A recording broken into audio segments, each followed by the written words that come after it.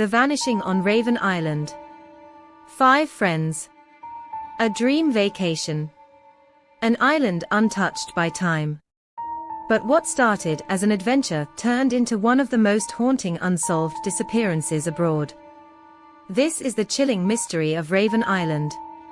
Slow drone-like music builds, waves crash against rocks, then silence. Raven Island lies about 12 miles off the coast of a popular Southeast Asian country. Tourists rarely visit. It's accessible only by a rickety fishing boat, and only when the sea is calm. The island is a mix of paradise and menace. White sand beaches sparkling under the sun. A dense jungle filled with strange bird calls and thick vines. Jagged black cliffs that rise like teeth from the sea. And at its northern ridge, an abandoned lighthouse, rusted and crumbling, standing like a ghost of the past. Locals speak of the lighthouse with hushed tones, saying it was built during colonial times, but abandoned after a series of unexplained deaths. They believe the spirits of shipwrecked sailors and ancient rituals still haunt the cliffs. But to 5 young tourists, these warnings only made Raven Island more irresistible. They arrived in late July, excited and restless, carrying cameras, tents, and weeks' worth of supplies. Their plan: explore every corner of the island, vlog the entire journey, and create memories they would never forget. The first day was magical. They swam in hidden lagoons and recorded playful clips for Instagram. At sunset, they cooked over a campfire on the beach. But as night fell, Raven Island revealed its darker side. The jungle came alive with unfamiliar sounds, low animal cries, the rustle of unseen movements.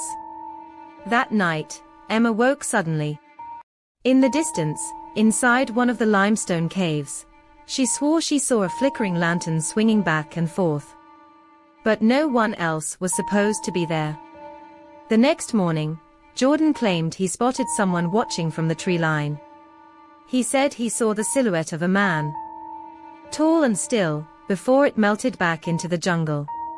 When they searched, they found no footprints. The others brushed it off as nerves. But the second night brought something they could not ignore. As the group lay in their tents, they all heard it. A low, rhythmic chant echoing from the cliffs. Deep voices, layered like a distant ritual. Then, a faint cry, like someone calling for help. No boat lights. No people. Just the sound carried through the darkness. Despite the unease, their adventurous spirit pushed them forward. On the 3rd day, they hiked north to the lighthouse. The path was treacherous, narrow ridges above crashing waves. The lighthouse itself was eerie, its walls cracked, windows shattered, and rusted stairs winding upward into shadows. Inside, graffiti covered the walls, names, dates, warnings scrawled in different languages. One message stood out, written in English.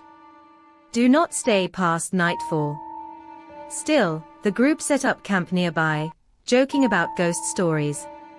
They wanted the thrill. They wanted footage.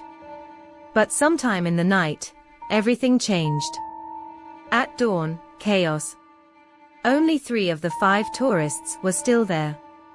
Emma and Jordan were gone. Their tents zipped shut from the outside. Their belongings untouched, phones, cameras, passports, even their shoes. No sign of struggle. The only clue, a trail of wet sand leading from the lighthouse toward the cliffs, stopping abruptly at the rocks by the sea. That same night, local fishermen reported seeing strange lights moving near the northern cliffs. Some described them as lanterns. Others as fire. But when Coast Guards searched, they found nothing. Divers scoured the caves. Nothing. Helicopters circled the coastline. No trace. It was as if Emma and Jordan had vanished into thin air. The survivors gave conflicting testimonies. One said Emma and Jordan had argued about filming inside the caves. Another claimed they left voluntarily before sunrise. The third insisted they heard the The chanting again, just before falling asleep, and when they woke, the two were gone. Investigators considered drowning. But no bodies washed up. They considered a cave collapse. But divers found no evidence. Locals whispered darker theories. Some believed the pair were taken, part of ritual sacrifices tied to the island's past.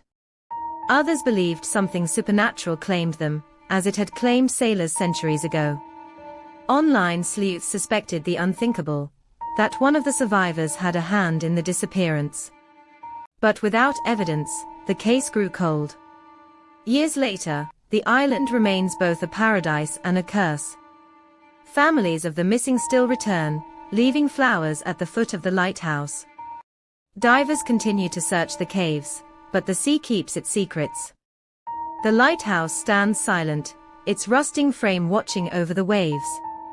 Some say if you listen closely at night, you can still hear the chanting carried by the wind. The Vanishing on Raven Island, an unresolved crime that blurs the line between accident, foul play, and something far more chilling. A mystery that may never be solved. What do you think happened to Emma and Jordan? Did they fall victim to an accident? Or did something darker unfold on Raven Island? Let me know your theories in the comments below. And if you want more unsolved mysteries from around the world, make sure you subscribe.